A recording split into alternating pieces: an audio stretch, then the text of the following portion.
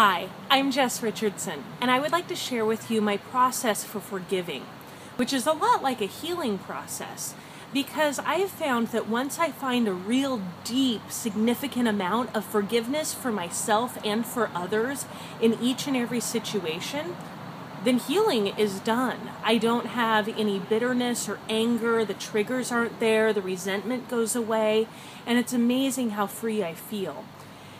And so many times we think of this huge healing process, that it's long and drawn out, and sometimes it's that way. But I've found that if I can forgive, it moves really fast. So I walk through these 4 steps a lot, like hundreds if not thousands of times, just processing through each situation or each feeling. When something isn't sitting right with me, I just start walking through the steps, or if I'm being triggered a lot, I start really trying to identify things. So here we go. Step 1 is validate whatever the memory is. So many times I would question, did this happen? Didn't it happen? What's going on? Why don't I remember the whole thing, or I only remember bits and pieces? Well, if you remember something and it's not coming in from some other place, I'm sure it happened. It's real. Just validate that feeling.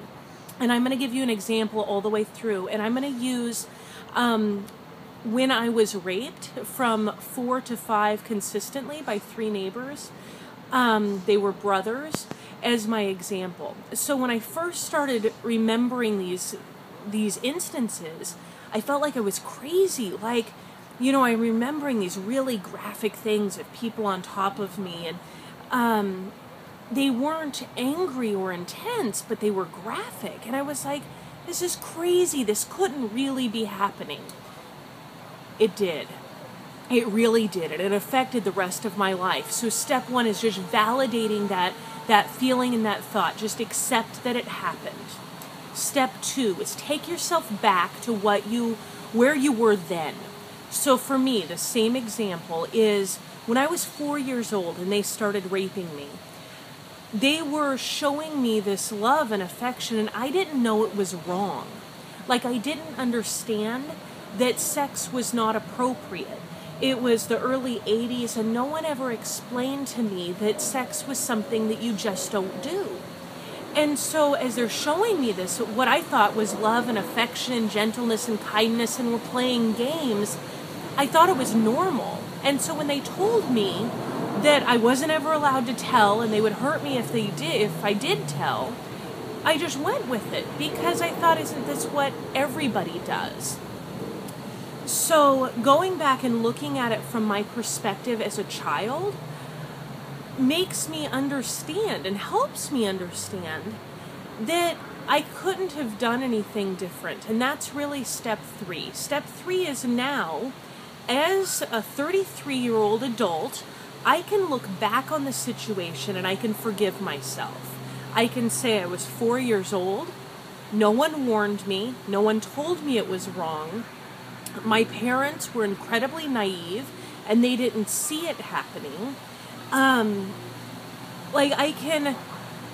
can forgive myself for allowing that to happen or not telling someone, because I was 4.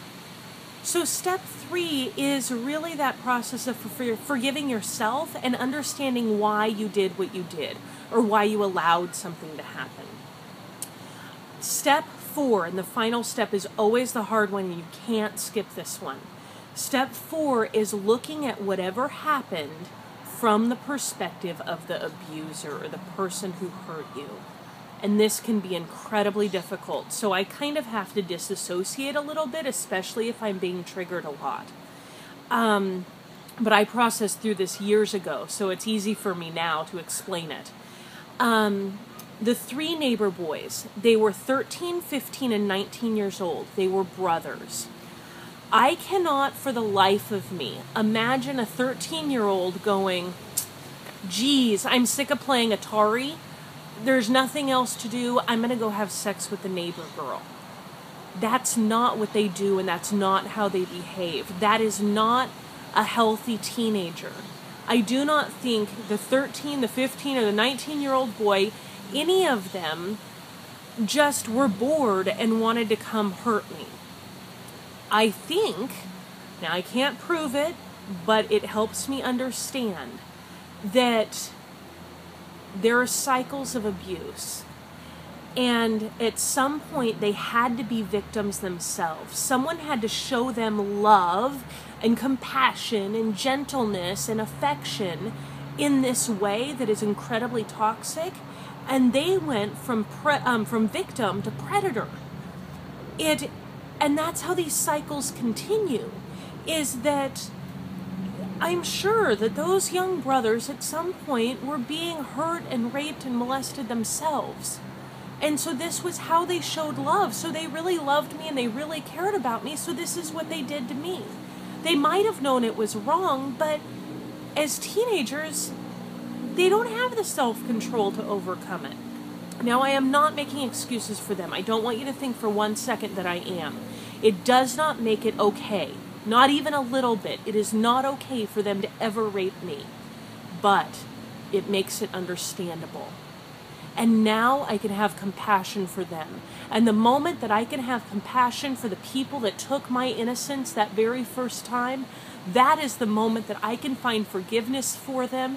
With forgiveness comes freedom and healing.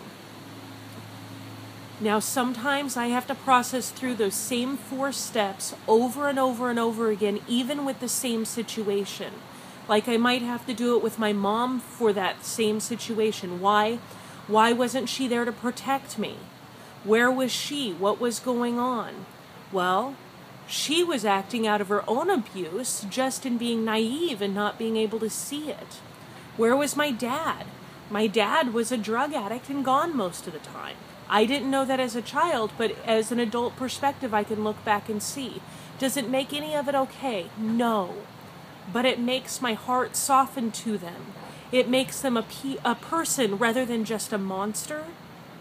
And then I can find forgiveness. So I hope it helps you. I have seen it work with so many other people. And I've been able to process through really big, traumatic new memories, big ones, in just a few days using these 4 steps.